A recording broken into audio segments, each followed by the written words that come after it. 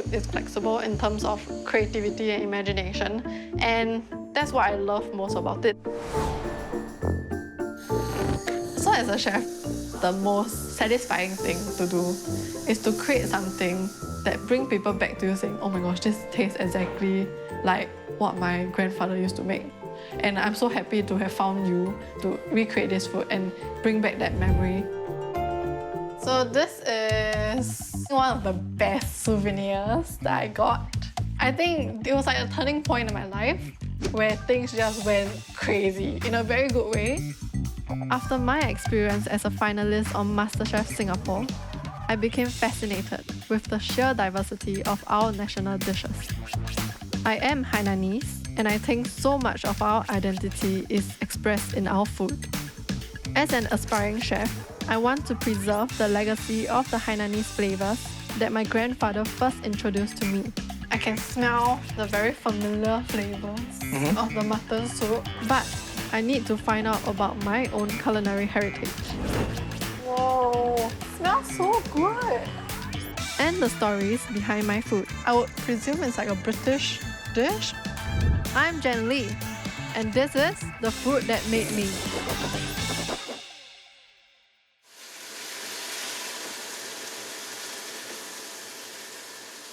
For Chinese cooking, we fry the meat before cooking the soup. Is to release the aromatic. My dad is Hainanese, and he has run the family's chicken rice restaurant in Toa Payoh for over 30 years.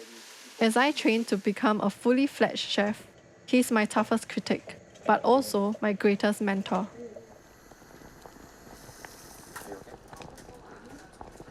I can smell the very familiar flavours of the mutton soup. It's very original.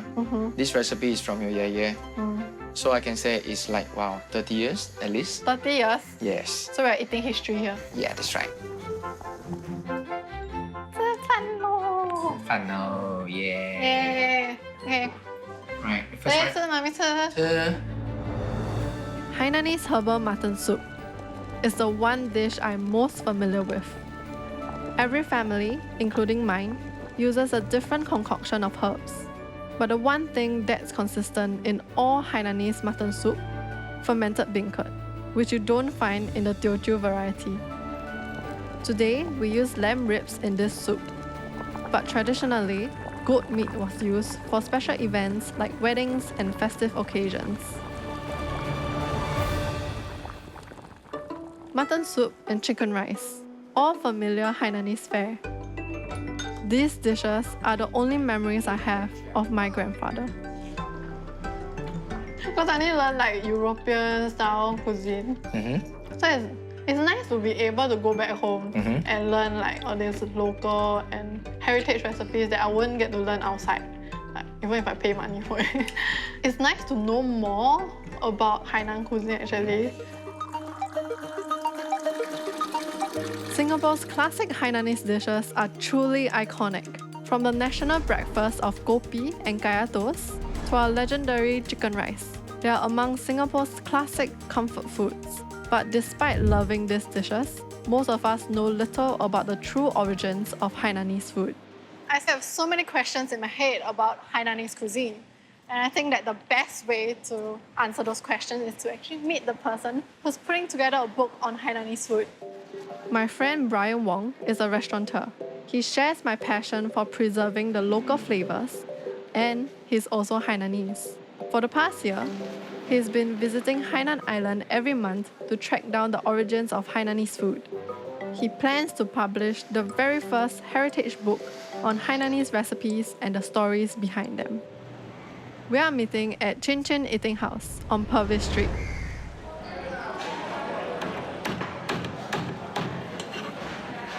Established in 1934, it's a Hainanese institution famed for its chicken rice and pork chop. You said that there's a lot of British influence in Hainan cuisine. So why is it so specific to the Hainan group itself and not the other dialects? When the Hainanese came to Singapore, a lot of the more lucrative trades were taken up by the rest of the dialect groups. Right. So most of them went to the service trade. They worked for the British household. They went to the bars, the hotels. a lot of Hainanese also work for Peranakans as kitchen helpers, cook boys. Hainanese food these days, a lot of influences from Peranakan kitchen, from the British kitchen.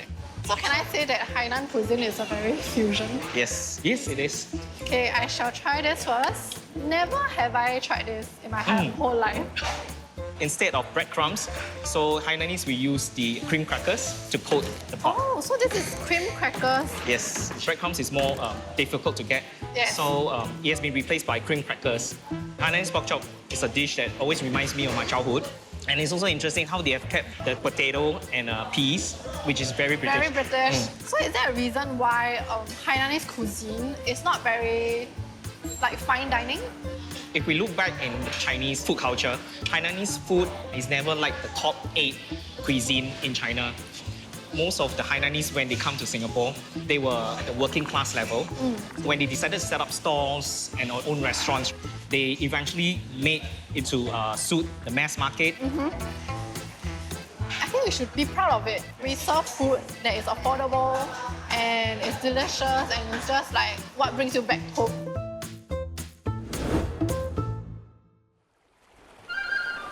Struggling with poverty on Hainan Island, the Hainanese first came to Singapore in 1821 in search of a better life. But a series of pivotal events caused the migrant numbers to soar. First, the Treaty of Nanjing in 1842, which lowered the barriers for Chinese to travel out of the country. And then, Hainan's Haikou port opened for trade with the West in the 1870s. In 1923, the British started construction of the largest Far East military base in Singapore. That's when many Hainanese were recruited as labourers and domestic helpers. Soon, the Hainanese found a foothold in the service industry and became the first Chinese in Singapore adept at Western cooking. After the Second World War, the Hainanese, including my grandfather, set up their own coffee shops and family-run eateries, serving their unique dishes. Among the most famous and enduring is a Hainanese eatery called Han's. Their chicken curry here is one of my favorite dishes, and I want to learn more about it.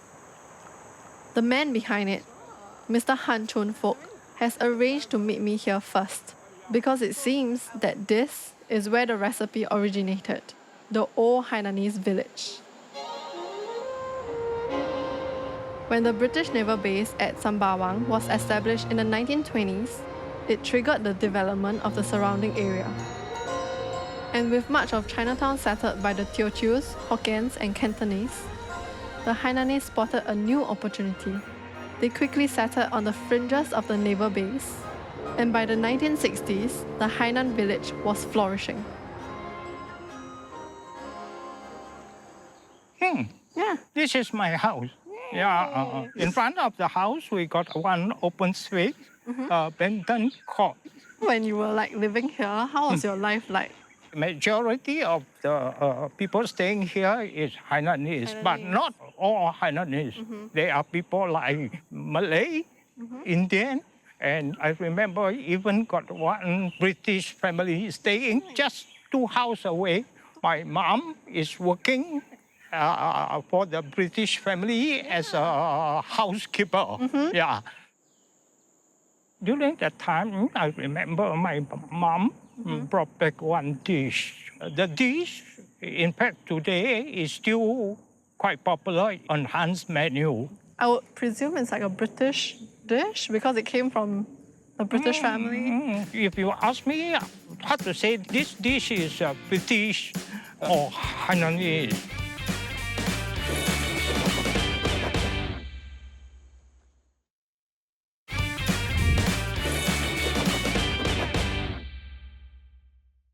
I'm on a mission to help preserve the legacy of my Hainanese food heritage. But if I'm going to do that, I must first understand the stories behind the dishes. I've discovered that through working as cook boys and chefs in hotels, restaurants and British households, the Hainanese slowly became synonymous with the F&B scene here.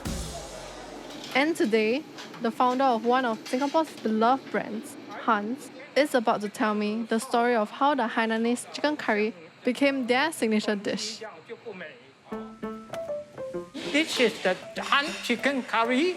This curry must have 3 things: garlic, young ginger, and shallot. How did it become the signature dish of Han? My mother brought back this dish from the British family.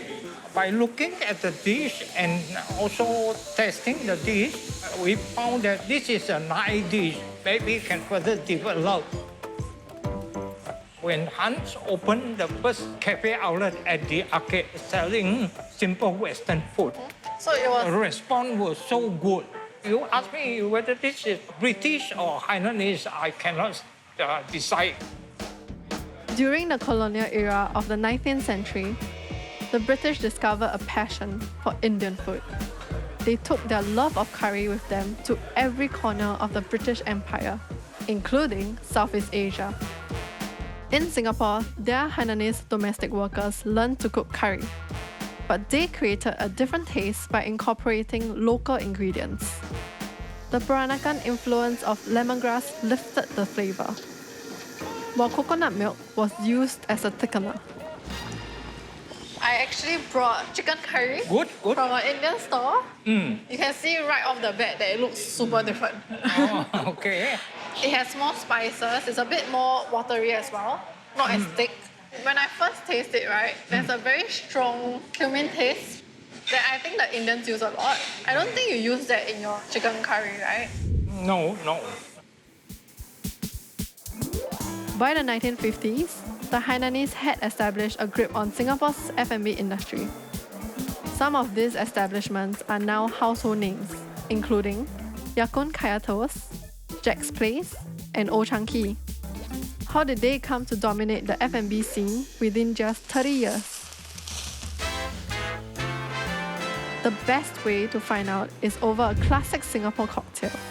Apparently, the Hainanese influences even found their way back into the heart of Singapore's colonial institutions. This is the Singapore Sling. In 1915, this iconic drink was first created at the Long Bar in Raffles Hotel. It was the brainchild of Hainanese bartender Niam Tong Boon and was concocted so that Singapore's upper-class ladies could discreetly enjoy alcohol in public. It's interesting that the Singapore Sling is quite a high-class drink in a high-class setting. But a lot of Hainanese, their inventions for food is more simple and localized. Hainanese, they learn a lot when they deal with the foreigners. And they learn different cuisine. They start a small coffee shop and slowly they develop. Yes. At that time, to set up a coffee shop doesn't need a lot of money. In the early 50s, there is a Hainanese Coffee Merchant Association. In Chinese, we call 琼桥咖啡商工会. By the time 1950s, the total number registered as their member was more than 550. But beside the coffee business, you have the Western food business. So this will cater not only for the usual working class, but it go to the upper class people. All the food I've encountered so far has been Western fusion. I've not seen anything yet that's directly from Hainan. Can authentic Hainanese food still be found in Singapore today?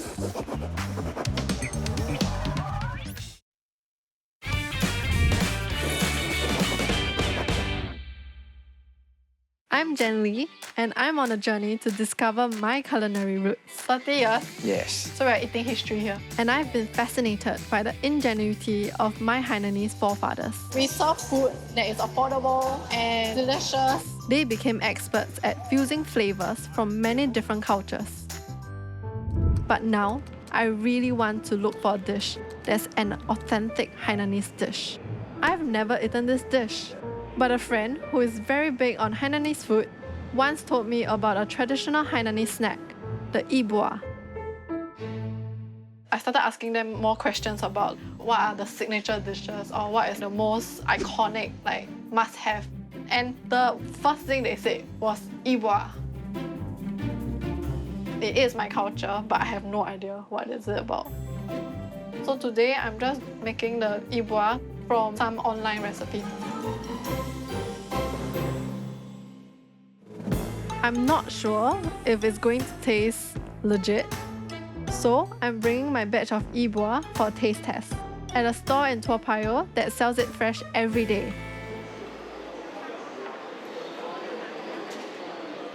Yi bua is often used as a prayer offering and eaten during celebratory occasions. On tropical Hainan Island, where coconuts are aplenty, shredded coconut is a key ingredient, mixed in with ground peanuts, sesame seeds, ginger, and dried persimmons. Its circular shape symbolizes reunion. I hope my yi bua measures up to the original.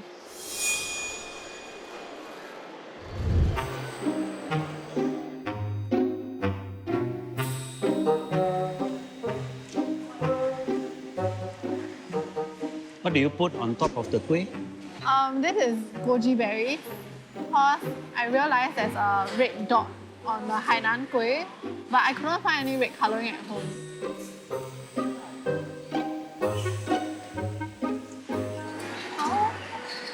The skin is a bit thick.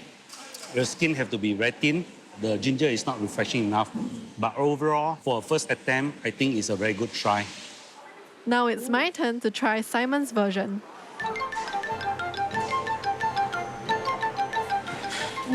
The first thing that hits me is the ginger. Very strong. It's like drinking ginger soup. Right. Over in Hainan, the ginger is even lesser than that. We prefer a more heavy kind of a taste. I feel like we really love like pungent, spicy flavor. Right. There's actually a folktales on how yi bua came about. It's actually about a mother and a son. So the son was actually sent to fight a war. Mother missed the son so much. Every year in mid-autumn, he will actually do the kueh to wait for the son to come back. 30 years passed, the son came back safely. It became a symbolized reunion and a happiness. Oh.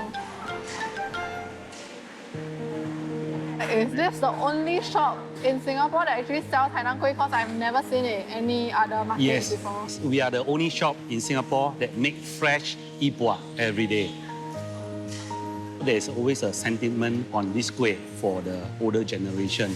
It's a very tough journey to preserve heritage and traditional food.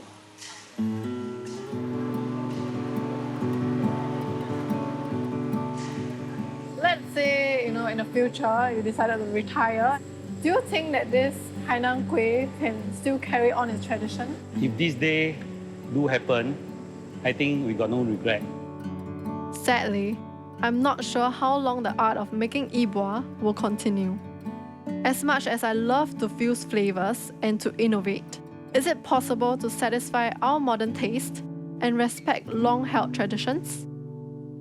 Yi bua might be a hidden gem in the world of Hainan food, but one dish that doesn't need any introduction is the Hainanese herbal mutton soup.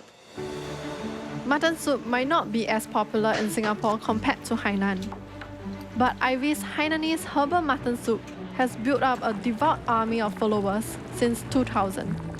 The man behind this celebrated broth is Max Ng. Morning, Max. I'm hoping that Max will let me in on the secret behind his success. I'm using mutton rib here because rib come with bone. Right, Bone add flavor to the soup. that's true. On Hainan Island, mutton soup is traditionally enjoyed during winter for its tonic and warming qualities. The authentic Hainanese recipe is made with meat from the Tongshan goat.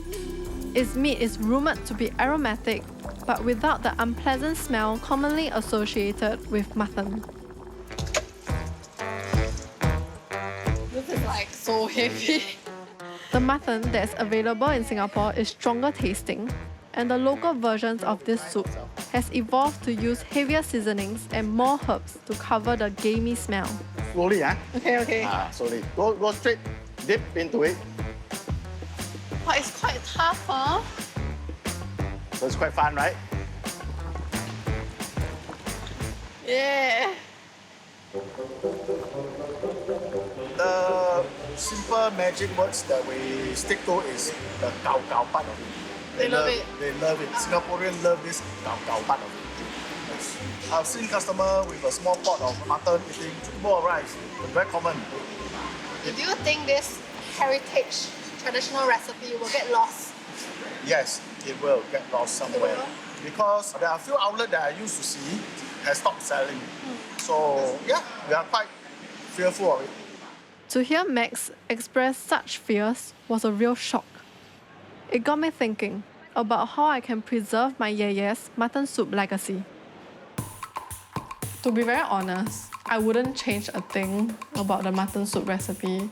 What I would try to do differently is preserving the flavours, definitely, preserving the cooking styles also, but just packaging it in a very different form.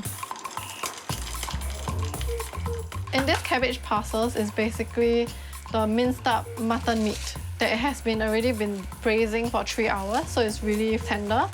The one thing that I'm adapting from Max is to make a thicker sauce, because now we are kind of plating the cabbage on top of a sauce-like base instead of soup.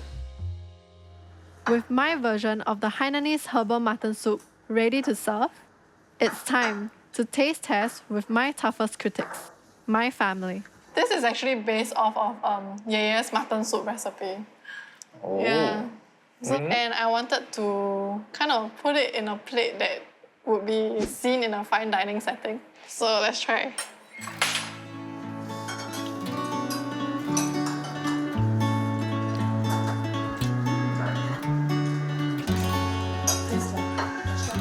I can tell you, Jen, looking at the plates, you do not know whether any linkage with the traditional mutton soup that we have. But when I eat it, when I close my eyes, I actually taste mutton soup. Well done, Jen. Yay! Very proud of you. Okay, so this is the yi bua that I made following a very traditional recipe. The skin is thin. I almost forget about how it tastes. It really brings me back on my young time. And then I slowly recall the uniqueness of this kueh. I would say that it was all worth it. Even today, my dad still tells me how the dish I made reminded him of Yeye's mutton soup. For me, I think that's a win all by itself. Throughout the journey, I feel like I've gained a deeper appreciation for the people who are so passionate about keeping the traditions alive. And me being Hainanese, right, I would want to follow in their footsteps to actually preserve all this.